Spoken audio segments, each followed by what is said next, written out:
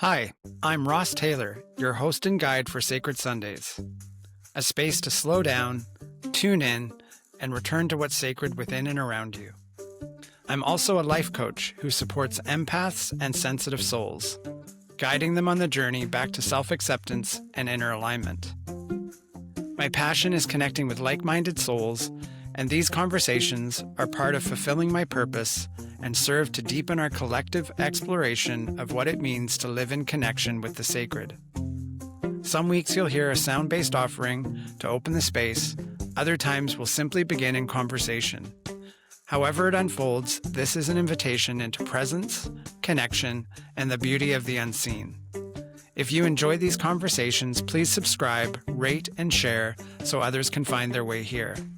So pour a cup of tea, settle in, and let's begin. Today on Sacred Sundays, our guest is Lee Shanks.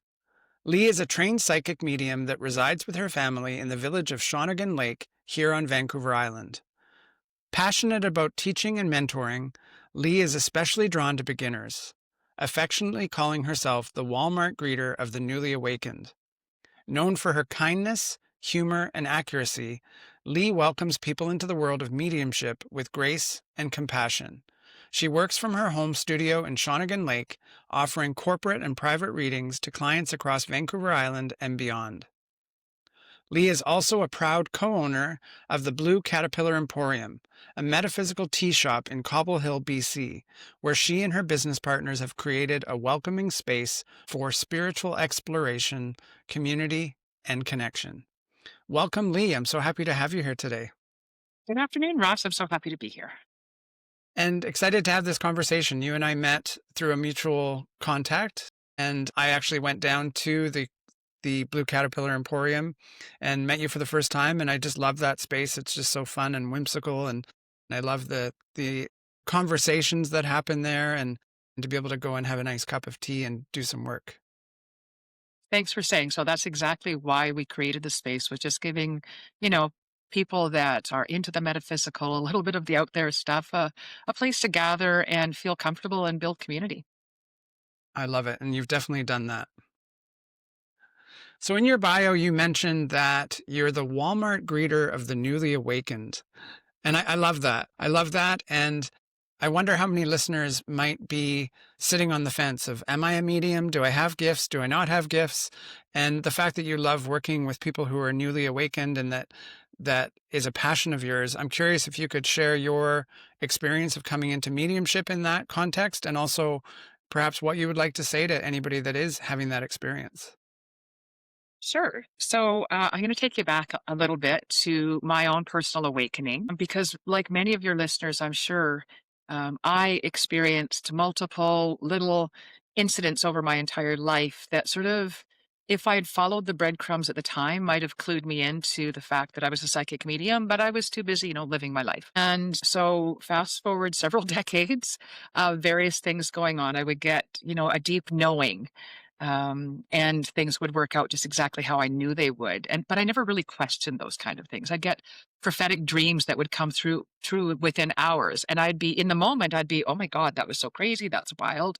And for maybe 24, 48 hours, I'd be all up into the experience.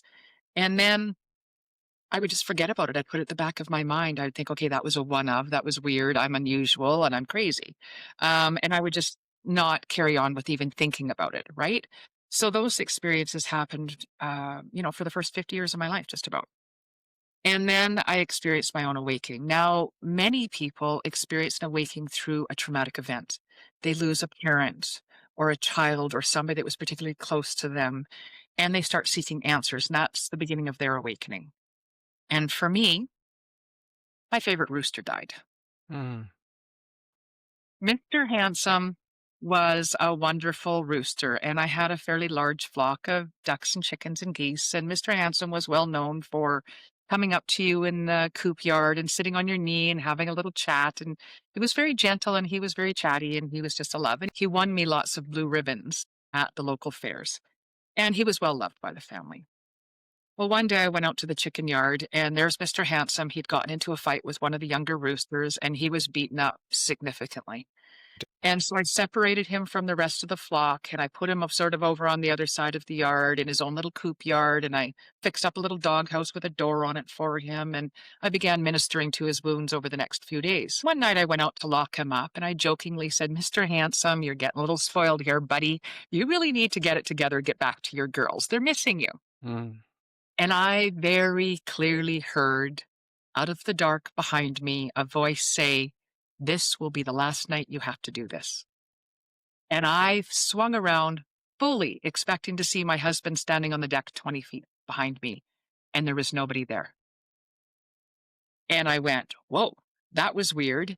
And like every other time in my life, I instantly dismissed it and carried on with what I was doing. I went down and locked up all the rest of the birds, got everybody in, tucked in nicely, came in the house, went to bed. I got up the next morning, I poured myself a cup of coffee, I stepped out onto the deck, and I looked over to Mr. Handsome's little coop yard. The door on that little doghouse was wide open, and all I ever found was feathers. And it rocked me on my heels. And I went in the house, and my husband was just inside the doorway, and he looked at me and he said, "Oh my goodness, what's happened?" And I explained about Mr. Handsome, and he's like, "Oh, I am so sorry. I knew he's your favorite rooster. I'm so sorry." And I'm like, you know what? In this moment, it's not even about Mr. Handsome. It's about that voice that I've heard countless times in the last 49 years of my existence, and I've ignored them before. And this time I very clearly ignored it to the detriment of Mr. Handsome. And that really bothers me because I don't know where this voice came from. And so I just went and sat on my front veranda and I just said to my husband, I need to process this because I've had this stuff happen. I've mentioned it to you before. I told you about it when I knew I was going to win a 100th anniversary Harley Davidson from the radio station. I knew 3 months in advance I was winning it. I told everybody it was my motorcycle. And when I won, I just went, yeah, I knew, but I didn't question it. Right. And I said, so you've heard me express, I know these things, I've had these dreams, but it all means something and I can't figure out what it means. So I just went and sat on my veranda for the day. My poor husband would just come out every hour or so and put a coffee in front of me and leave as I processed all those times over my life where I'd had a knowing, I'd had the voice, I'd had a vision. And I realized they weren't sort of one of anomalies. They were, in fact, those breadcrumbs leading me to a truth about me that I wasn't aware of in that moment. And by the end of the day, and I'm talking hours of sitting there processing all these things. And one of the things that I had to process in that time was the fact that my mom used to always say after the fact, "Oh, I had a feeling that was going to happen." And we used to just chuckle and roll our eyes and go, "Oh, Mom had a feeling." So in that processing, I had to go in and accept the fact that my mom probably did have feelings about things in advance, but was too afraid to own them in the moment. So she would say it afterwards.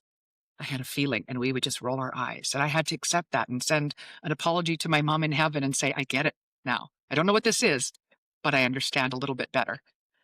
By the end of the day, I just said, you know what, Spirit, I don't have a clue what this is. I don't know what's going on, but I tell you what, where you lead, I will follow. And that's kind of how I ended my day. The next day, I received an invitation from a somewhat famous psychic medium in Alberta that I was on her mailing list saying scholarships to mediumship school are now open. And I'm like, well, that's pushing it. I've just accepted that I'm intuitive and I might hear voices, but I'm certainly not a medium. That's talking to dead people. That's something completely different. So I kind of chuckled it off. And then I heard the echo of my own voice.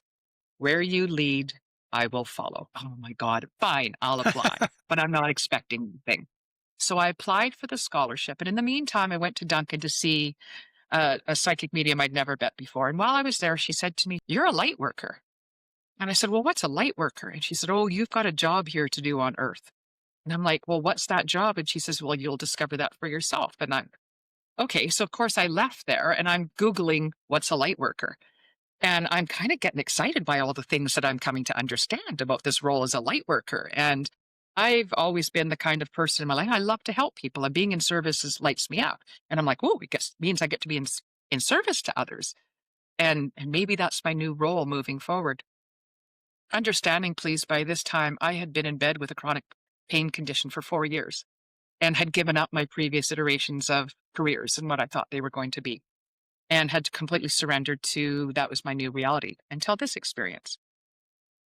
So I was all high on this idea of being a light worker, and I happened to be going to this woman's house to, I don't know, she'd bought something off me and I said I'd deliver it. So took it over there, and while I was there, we just started a conversation. She said, "Oh, come in here and see." And I walked into one room she had there. She said, "Look." And she had this entire wall of cubbies, and they were filled with baskets of crystals, just baskets everywhere. And there must have been like, 50 or 60 cubbies there. And she goes, "Pick one." I'm like, "What?" And she goes, "Pick a crystal." And I'm like, "Are you serious?"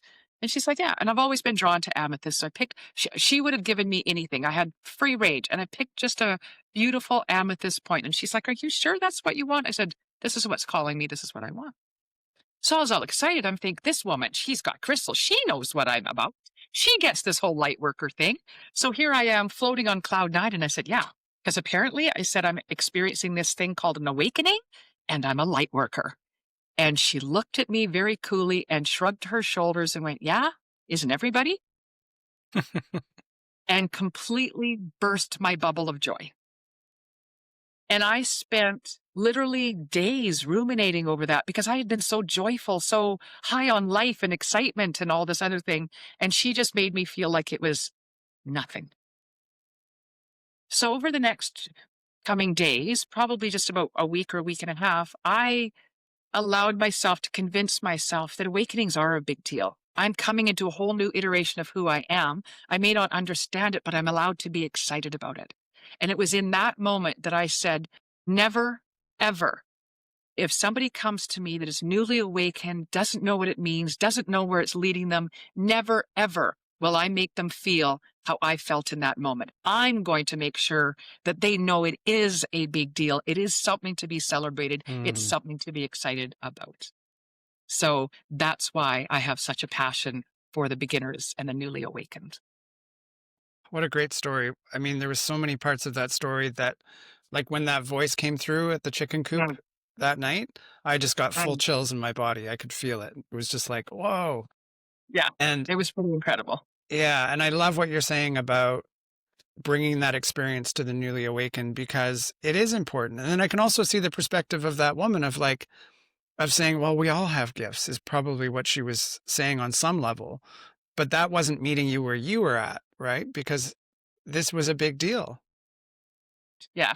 Yeah. Hmm. It was more about her dismissiveness of it, right? Right. She could have in this moment, and think about it. This is why I call myself the Walmart greeter of the newly awakened, because the Walmart greeter is that first person that sets the tone for your experience, So true. right?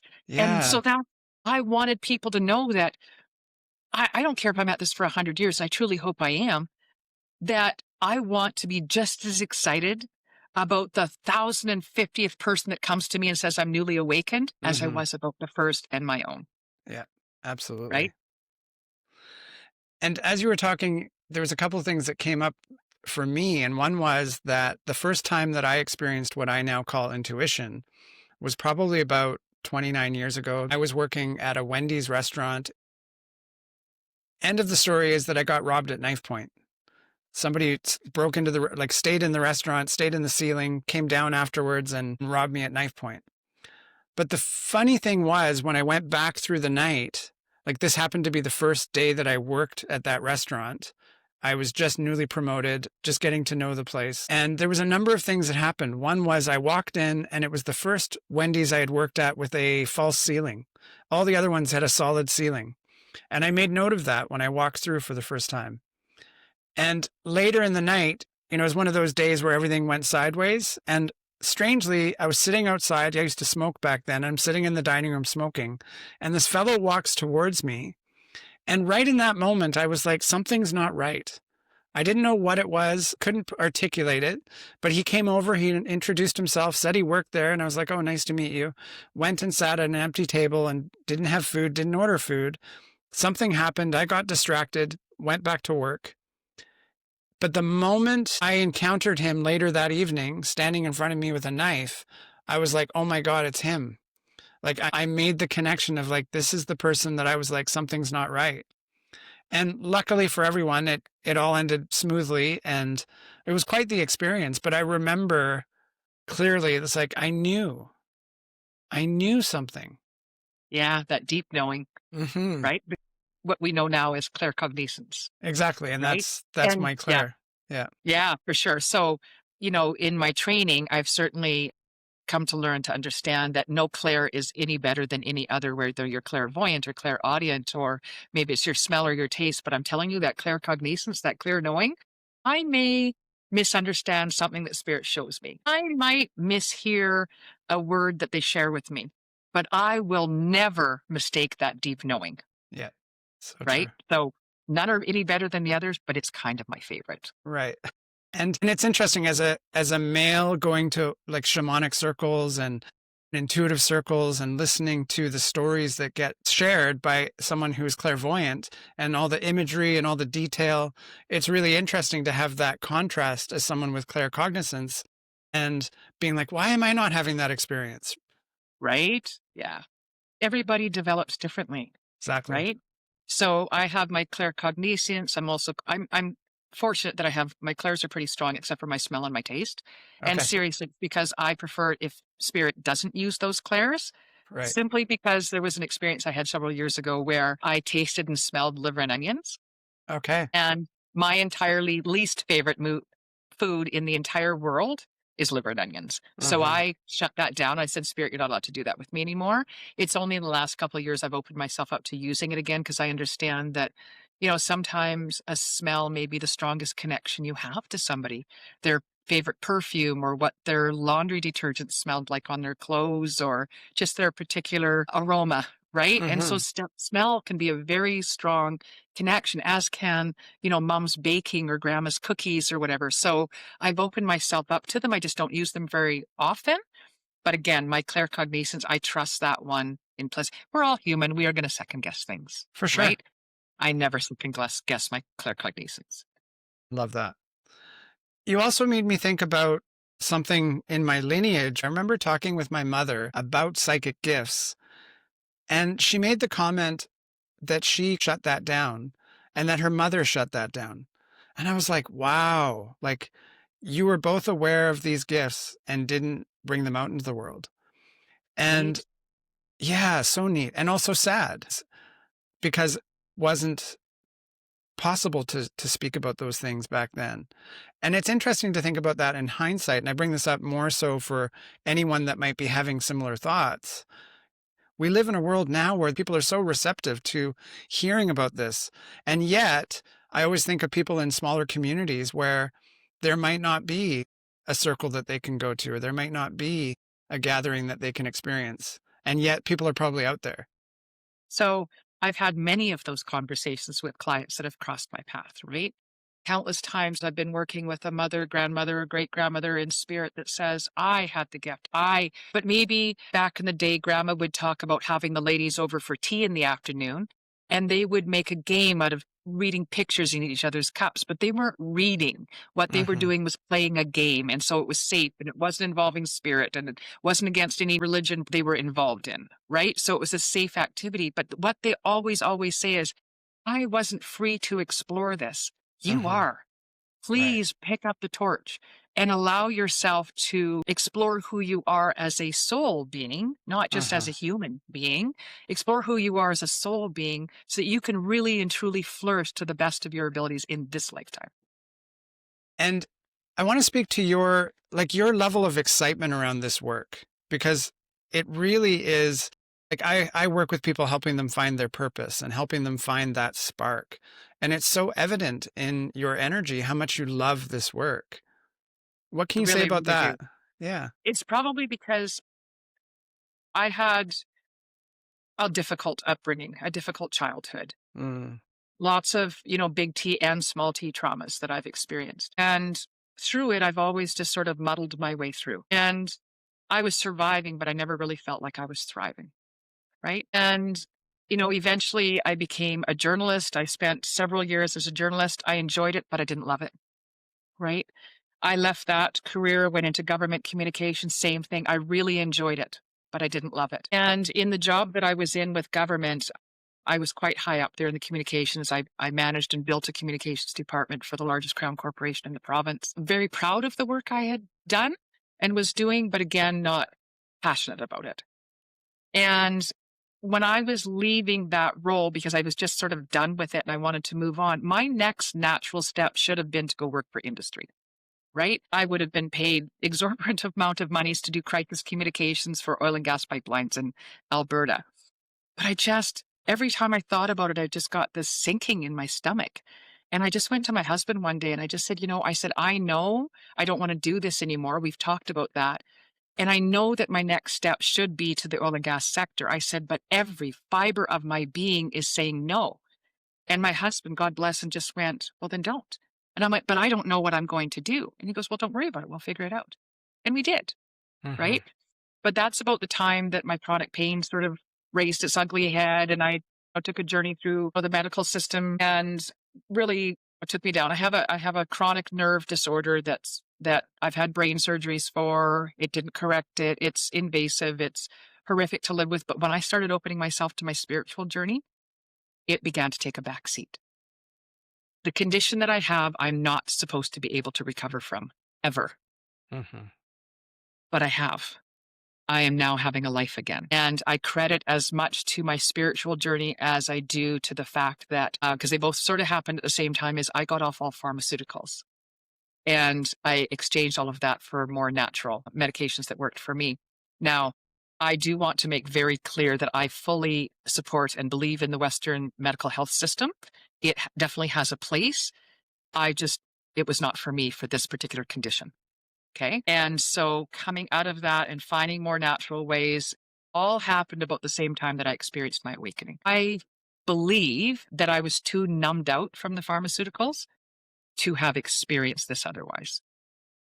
So my Wow, that's passion, yeah, is because I have found, like, from day one, without the understanding of what was going on, I, I got that inner excitement. I got that flame lit within me. hmm And from day one, I was passionate about following it wherever it took me. right.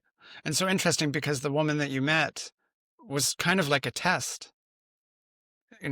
She kind of like blew out your flame for a moment. Right. And I could have stayed with that. Right. I could have just stayed with that and went, okay, well, it's no big deal. I'm Hmm. making stuff up in my head. I shouldn't be this excited. And I'll just go back to being average Lee. Right. And I don't want anybody to think that just because I've tapped into my abilities, that makes me think in any way, shape, or form I'm above average. I'm not. I'm just an average person that's now tapped into my soul being. And that's Right. available to all of us. Hmm. Right? And my life has changed, like, saying a 180 just doesn't quite cover it. 10 years ago, I was in bed literally for 4 years, a majority of my time, in constant chronic pain, Hmm. right? I wasn't living a life, I was a spectator in life. Right. And now I'm fully engaged. Don't get me wrong, I still have my bad days, Sure. We right? all do. But they're few and far between. And I get to experience watching somebody else light up as they tap into what they're capable of.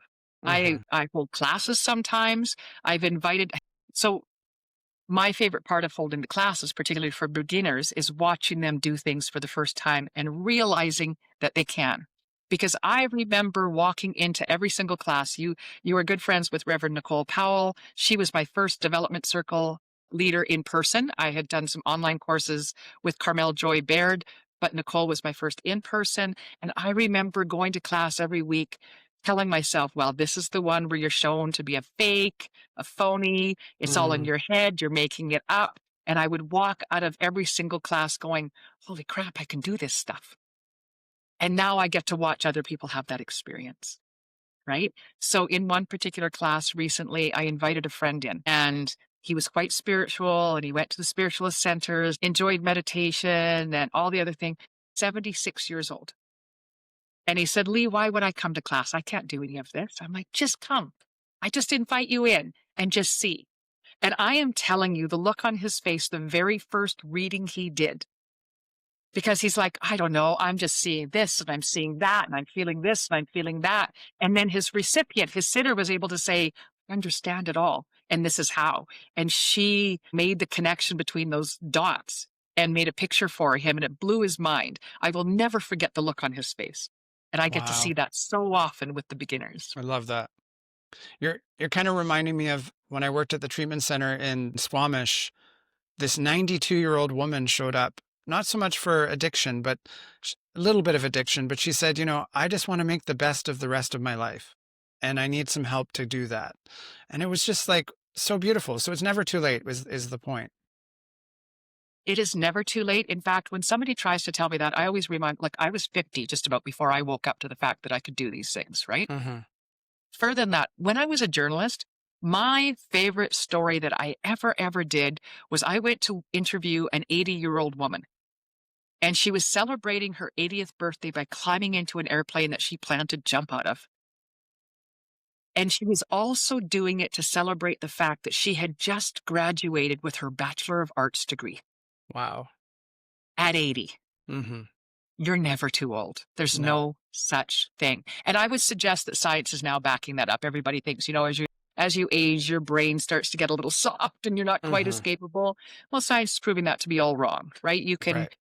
create new neural pathways and stay just as sharp as ever and all of that. But yeah, I always think of her when somebody says, well, it's too late for me. It's never Mm-hmm. too late. There was something you said earlier that reminded me of a podcast that I was watching with Richard Rudd, who he's does the Mhm. Gene Keys, and a polymath whose name I can't come up with right now. But the polymath was speaking about the calculations that take place in Gene Keys, and then he mentioned another calculation which has to do with your name that was not a simple calculation. It was something a little deeper. And what he came forward with was this belief that every single person on the planet has a unique number that identifies them. And then he said, this is the unique energy that we each bring to the world, that we're supposed to bring out into the world. And just hearing that made me think, wow, like it just proves how true this is. We all have a purpose here. We all have something that we're meant to do or a way that we're meant to be. And that is the gift that we bring. And Yes. it's so beautiful when we get to see people that are doing that. And at the same time, there's a cost to pushing all of that down. I think that we're always being guided in some way or another to allow that to come forward. And when I think of the story I shared about my mom, that would have been a pushing down of those gifts and that unique expression. Yes, exactly. And I love that you're sharing that because, for one, we sometimes think that our unique expression has to be something large and grandiose, and it doesn't, right? Doesn't. We are being healers just by allowing somebody to sit and vent, right? And hold space for that person. That allows us to, and if that's all you're doing, that's a big gift you're giving somebody. Right. And I don't want to discount that as a small thing at all. It's not. So it's not always the big grandiose things that people think of. It's always the small day-to-day things as well. Right. Absolutely. And to your point of the Walmart greeter can change someone's day and light them up as much as anybody else can. Exactly. That's exactly what I'm talking about, right? And so with opening up to understanding ourselves as soul beings, I always joke around and I say, this human experience, it's a lovely thing, right? That's what we're here for, is the experiences, right? To learn and grow and expand our awareness in. And that to me is kind of like the human sandbox of life. Right? There's good toys in there. Sure there is, right? And we get to meet lots of neighborhood kids and stuff like that. But it's kind of limiting. It's not as big as it could be, et cetera. Or we can go play in the sandbox of the universe, Mm-hmm. right? It's the biggest one available. It's got all the best toys. There's new ones being introduced all the time. And the neighbor's cat never comes and uses it. Right.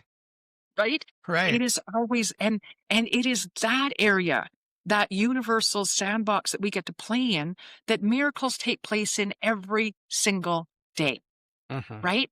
So if we tap into that as our human selves and lean into ourselves as soul beings and open ourselves to the guidance that's available to us from the universe. Now, I love the fact that I call that God, universe, source, Right. Gus. And I Right. learned that from you. So thank you. I can't even tell you how many people I share it with that Excellent. I love love that. that. So when we just hand it over to Gus, Mm-hmm. right, in understanding and awareness that there is a higher power available to us, and we Mm-hmm. every single one of us has a divine team dedicated solely to us, right? Mm-hmm. Your divine team doesn't give a flying fig about me, and my divine team doesn't give a flying fig about you. But I tell you, my divine team just wants me to have the best life possible and available to me. So Uh-huh. they're going to give me the guideposts, the signs, the symbols that lead me into that life. But if I'm not aware of them, Uh-huh. and if I don't have a relationship with them and I'm not trusting them, then I'm still over here in my human experience trying to slog my way through life all on my own, right? And our brains are wonderful, wonderful tools, but they'll also lead us wrong 6 ways to Sunday. So Our true. intuition will always lead us exactly where we need to be, Mm-hmm. right? Yeah. And so I say to people, like tapping into your own intuition. And when you're not trusting it, it's the same as if a stranger walked up to you and said, "Hey, Ross, you need to go down this street like 3 blocks, turn right, go a block, turn left, and go into the building with the second door on the left Uh-huh. hand side." You're going to look at this person like, "I don't know you, you're weird," and never, and just keep walking, Right. right?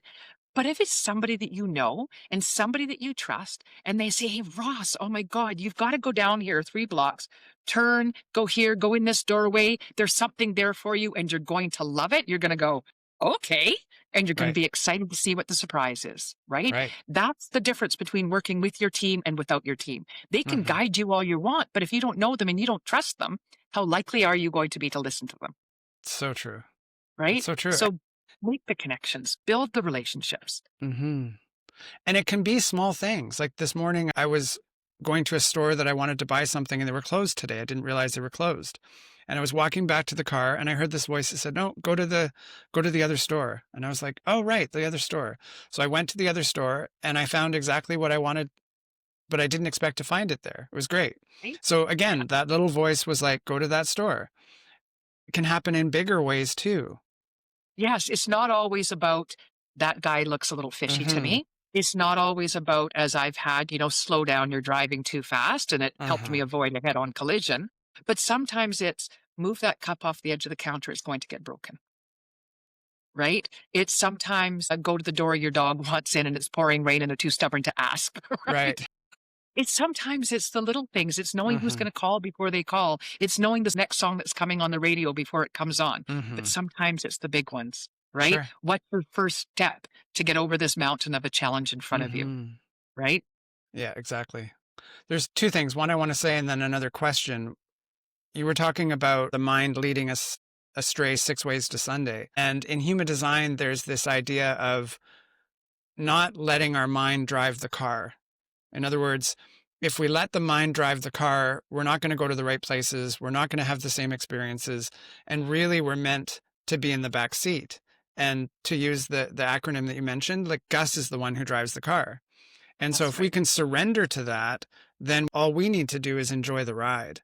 And I can tell you from my own experimentation with that, it's easier said than done. I mean, we live in a culture that is all about thinking our way through everything and trying to 100%. make life happen. And I can tell you that it just doesn't work. Like it's laughable. We place so much self-importance on the fact that we're the ones making our life happen, but it just is not true. We It are is it's so not true. we are passengers in this experience, and this comes back to all of the teachings that are 5,000 years old and more. They knew this. They figured it out. Just wanted to say that. And then I also wanted to double back to something. And that is, I often wonder, the more I've learned about the nervous system and the fact that our nervous system is scanning our environment under the surface, and you mentioned little t trauma, big T trauma. I wonder where the line is between intuition and our nervous system, and maybe it's the same thing.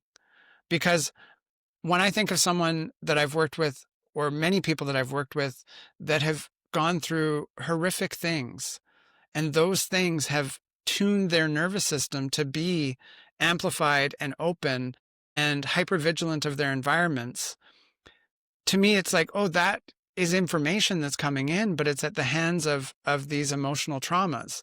So where's that line between being a dysregulated nervous system that's open and trying to scan for danger versus intuition? How would you describe that?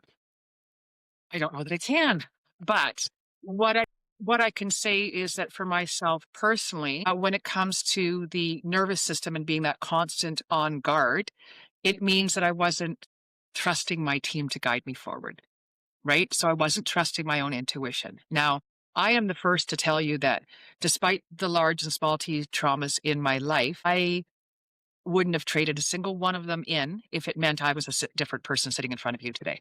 I'm Right. pretty happy with who I am. I'm more than thrilled. This is part of my journey of my self-love, self-worth that also Mm-hmm. came along on this tuning into who I am as a soul being, right? Right. Was learning to accept myself as I am.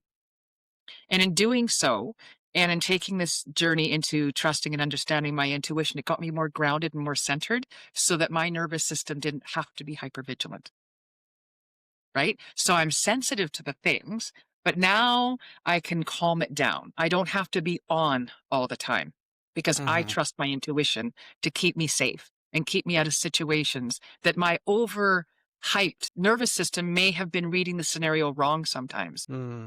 Right? So, because what happens is, we lay down those neural pathways and we have an experience, we have a reaction to that experience. And then if it happens again and again and again, then we are going to react as we've always reacted. Our Exactly. body will do it without us even thinking about it. Right?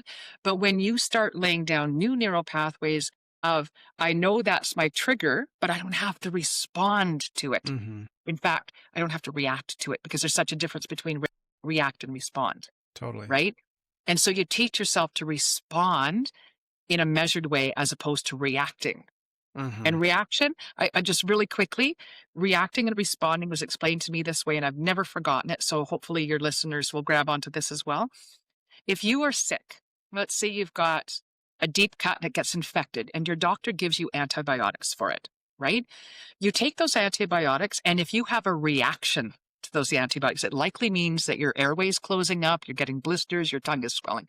That's not good, right? But if your body responds to the medication, it means you're healing. Right. So reaction, not good. Responding, very good, Mm-hmm. right? Reaction is when we just act on those that information that's coming in from our nervous system. Responding is going beyond that reaction into the intuition and what am I really getting out of this? Right. And I think I just realized as you were speaking or remembered that when we're in fight or flight, we're not able to access that higher source of information because we're in fight or flight. We're reacting. And Exactly. it reminds me of a past guest on this podcast that spoke about that and said it's kind of like the nervous system reaction is like white noise. She Mm, gave this example of the kitchen fan after you're cooking, you leave it on and you go and sit down at the table and you're like, oh, that noise. And you would come to tolerate that noise. And then you realize it's there and you turn it off. So it's the same thing when our nervous system becomes regulated. She said, oh, the white noise is gone. And then all of a mm. sudden our intuition can actually come out and play. Right? That's brilliant. I love that. Yeah, Mm-hmm. Yeah. exactly. Good. Yeah. And again, I'm thinking about the newbies, the newly awakened. What else would you like to tell them? What else is important for them to know in terms of what to reach out for specifically? Where can they find development circles? Now we live in an age where things can be accessed online, not just in person. Exactly. So, number one, you alluded at the beginning, maybe in larger centers, it's easier to find a development circle or like-minded individuals that are willing to explore with you kind of thing. And maybe it's a little bit more difficult in the small town. The ones I've talked to in the small town, I'm a small town girl myself, right? My suggestion is start one. Right. Right? You take that on. If you can't find one, be the beginning, right? Hmm. And I distinctly remember, sharing that advice with somebody that came from the central interior of the province. And they started that circle and they were shocked with how many like-minded people they were in that small town that when they heard about it, they sort of came out of the woodwork. Hmm. And these are people they knew on a daily basis, saw in and out of the stores and the local schools and all that, had no idea that they were on their own spiritual journey and own spiritual quest, if you will. Right? Hmm. So one, if you're in a small town and you can't find a circle, I suggest you host one, right? Two, I tell everybody, make use of what you can for free. Hmm. Why pay somebody to sit in circle when there is so many people online that offer so much free of charge? Now, quite often I'll say to people, check out a free masterclass. Hmm. Now, we all know that masterclasses are held to get you to sign up for something at the end of their period, whether it's 2, 3, 5 days, whatever it is. At the end, it's all a pitch to get you to buy into something. For sure. But you don't have to. You can enter into a free masterclass saying, I'm just here to learn what I can for the Mhm. free portion, and then move on to the next free masterclass. You will know when it's no longer enough. I mentioned at the beginning that I took online classes through Carmel Joy Baird out of Northern Alberta. She's a really well-known psychic medium. She used to have a show on TV called Mom's a Medium. And for the longest time, for the first 3 or 4 months, those classes were fine. I would just sign in, I'd watch a video, and then I'd go practice what I learned, right? But there got to be a point where I just wanted more feedback in the moment, Mhm. right? And when I got to that point, that's when I sort of cast about and I just said, okay, Spirit, this isn't working for me anymore. I need something more. And this is where that interaction between you and your team comes in so For handy, sure. right? I just handed it over to my team. I said, this is what I needed. Please find me something. Mhm. The very next day, I received an email, and it started off with, "Hi, you don't know me, but we have a mutual friend in common named XYZ. Mhm. I hold a local development circle, and she suggests you might be interested." It was our dear friend, Reverend Nicole Powell, and she Nice. lived 5 minutes away at the time. And that's when I started sitting in circle with Nicole Powell. I love it. That's Trust your so team. cool. Mhm. Right? And Yeah. with everything is you take what works for you, and if somebody says something that doesn't land, then you just Mhm. leave it behind. It's not for you, right? Yeah. We have a belief system based on our own experiences and how things feel with us, Mhm. right? That feels right. I believe it, not because it's a dogma, not because I'm being told that's what I need to believe, but Mhm. because it feels right to me. And that's how we build our own personal belief system. And we should be constantly testing that belief system. I Mhm. believed that last year. Do I believe it now? Right. Right? Upgrade, upgrade, upgrade. Always And be open. I call it hollow bones, right? okay.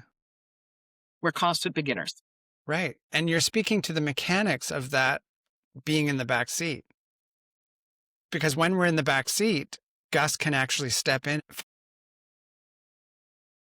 we want. And yet, if we're in the way, we're just because we have free will. If we're in the way trying to make it happen, it's like, okay, go ahead, have at her. Right? But Gosh once we darn that free surrender, will. hmm and I think one of the best stories I have, I was living in the Okanagan, and at the time I was doing human design readings at a yoga studio.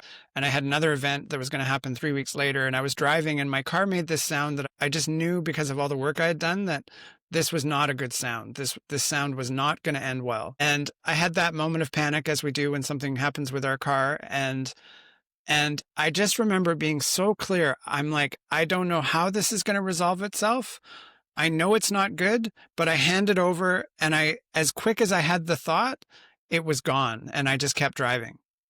That night at 2 o'clock in the morning, I awoke to the sound of glass breaking. And before I left the house to go investigate what happened, I was like, that was my car.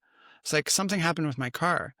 And I go outside, the neighbors are all outside, and it turned out that the neighbor across the road had a psychosis on mushrooms. And he decided to do a river dance on the roof of my car. $5,000 worth of damage. Okay. And my car got written off, and I didn't have to worry about fixing it. And within 2 weeks, I had another car. There is no way that I could have created that scenario, right? Like spirit worked through him. Have a river dance. This poor guy, I mean, he didn't actually mean to do what he did. Like, he came and apologized the next day. He actually paid my deductible. Like, I was never mad at him because I was so happy that there was a solution to my problem, right? And I must have said something about, that no one gets hurt. Like, I didn't want to have a car accident as well, right? Yes, yes.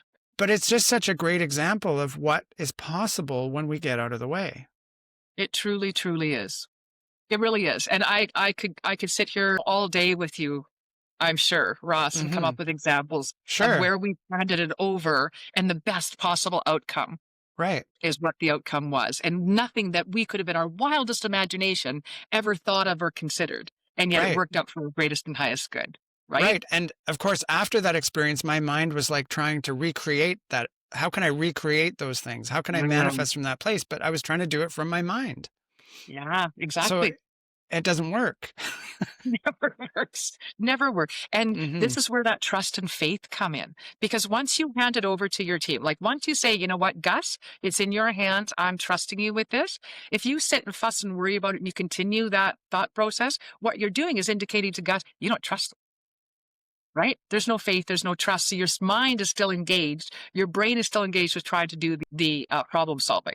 Yeah, Right? So absolutely. where are you truly handing it over in trust and faith and just letting them do their thing? You're interfering, Hmm. right? And setting up your own blocks. Right. That's not going to work out for you.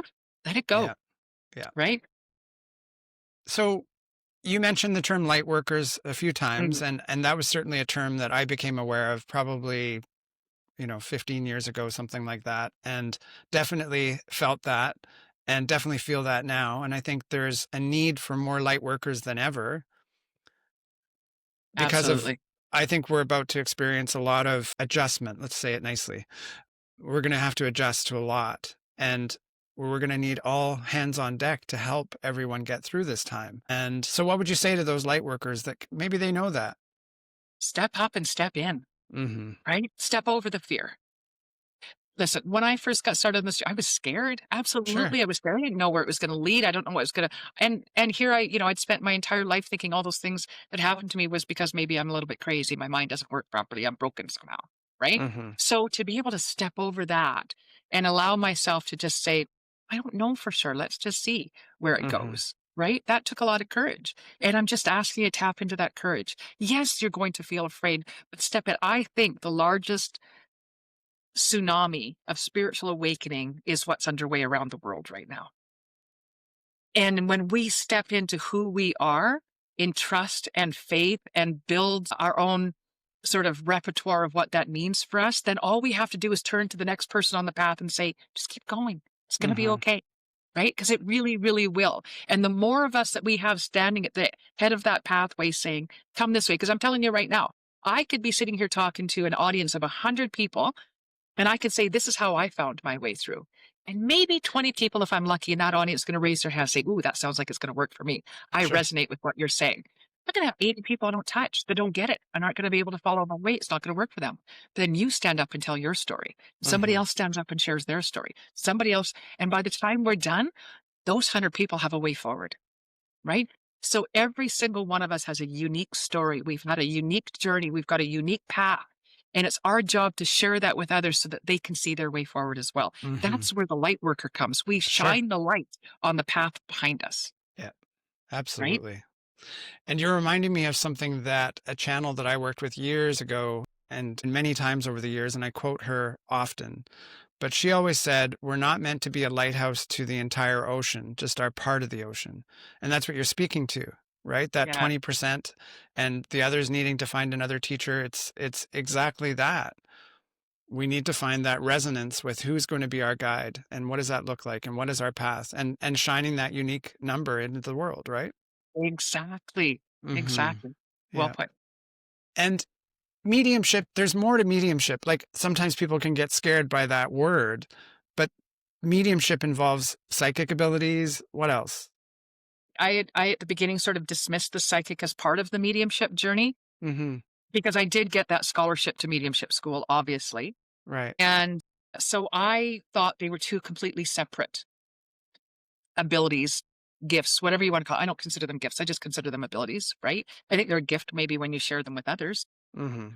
but they're both work with each other. Psychic work is very foundational to mediumship work, right?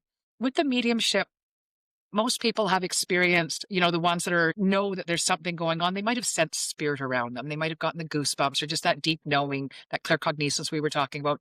Those kind of freak people out, Hmm. right? But 99.9% of the time when you're feeling that is one of your loved ones, right? It's not some random dude that you don't know and never met that, died because, he took his own life after killing 20 other people kind of thing, right? It's your loved ones, your grandma, your grandpa, your ancestors coming through to give you that guidance, give you that support, tell you how perfectly imperfect you are just as you are, right? And so let the fear down so you can let your loved ones in to talk to you. They take up the same space that we do. They're not in some far off realm. They're just right here with us. I liken it to If there's a ceiling fan going in the room and it's going really slow, you can pick up those individual blades in the ceiling fan, Hmm. right? But when it's moving really, really fast at high speed, it's just a blur. And that's our loved ones. That's our ancestors. Their vibration is just so high, we Hmm. can't see their form. It's like Right. electricity. You can't see it, Yeah. right? But they're here and we can feel them and we can Hmm. hear them and we can tap into them. I am telling you, one of the favorite things that I have about this ability to be able to connect with people that have passed on into the realm of spirit, I alluded to the fact that I didn't have a good childhood, right? Mm. And I wasn't raised by my mom, my birth mom, from the time I was 6 to 16. So I didn't have a close relationship with her. And I tell everybody unequivocally, I get along better with my mother now that she's dead than I ever got along with my mother in life. Right. And the point being, I can still have a relationship with my mom. I have formed a new relationship with my mom, not based on our human experience where ego and addiction got in the way. It Hmm. is a pure connection, soul to soul, where I just get to know my mom, Right. right? And it's a beautiful thing. And we all have that ability, right? Tapping in to loved ones that maybe we've never met and we get to Hmm. know them. What was their favorite color? What was their favorite food? What was their favorite thing to do and hobby? And what did they do for work? And what was their personality all about? We can still do that with our loved ones in spirit that we've never met, right? And to me, that's the gift, right? We're not Yeah. here all alone, ever. Being Yeah. alone is an illusion. Hmm. I love that message. I feel like it's really important one to remember because in spirit, we're not who we were in this life. No, no, Yeah. who we were, what we experienced does not define us. Hmm. Right? Yeah. We define like you said, it's that unique signature that we all have. Hmm. That's who we are underneath all the fluff and the bother, right? All the things that we think are And not as by important as all the things we feel. and by the way, in case anybody is wondering, the name of the polymath is Robert Edward Grant. Robert Okay. Edward Grant, and it was him and Richard Rudd on the Deja Blue podcast, BLU. So just in case anybody wants to watch it, because it was actually really cool. I think I'm going to go back and watch that one now. Yeah. Brilliant. Well, Lee, when I met you at the Blue Caterpillar Emporium, there was no question that in my mind that it was going to be very easy to have a conversation with you, and I think we could easily keep going. But it also All day. feels like a good a good place to stop. And before we wrap up, I always like to ask my guests a question, and the question is, what is one simple way someone could connect with the sacred today? Believe in it, right? Just believe in the possibility, right? And it's not complicated. It doesn't have to be confusing. It could be as simple as setting the intention of, I don't know where this is leading me, but where it goes, I will follow. And then whatever comes before you is for you, right? Good, bad, or indifference. If it's in front of you, it's for you. I love that. I'm all about simplicity, and that's simple, but it's also complicated when the mind gets in the way. So it's not a little challenge. It is not a small challenge. I hope what your listeners take away is how worthwhile that Hmm. effort is, right? Yeah. To truly step into the fullness of who you are. It's so far beyond your human understanding. It's Hmm. incredible. And words just cannot convey it. So true. I mean, I'd like to try. I could spend all day trying with you, sure. We can keep chatting. Yeah. Well, thank you so much. I've really enjoyed this conversation and the time we just spent together and all the wisdom that you shared and all of the nuggets that my listeners are going to walk away with. So I really appreciate having you and I look forward to future conversations in person. I've really enjoyed being here with you, Ross. This is my first podcast, so thank you very much for having me on and this being my first experience. You've made it very simple, easy, and it literally just having a conversation with you, and it was brilliant. Thank you. Excellent. You're very welcome. Thank you for joining us on Sacred Sundays. I hope something in today's offering spoke to your spirit, stirred something true, or simply gave you a moment to breathe. If this conversation resonated, please take a moment to subscribe, rate, or share the podcast. It truly helps this work reach the people who are meant to find it. And if you'd like to explore more of my work or connect with me directly, you can visit rosstayler.com, and that is Taylor with ER.com. Until next time, may your day be slow and sacred.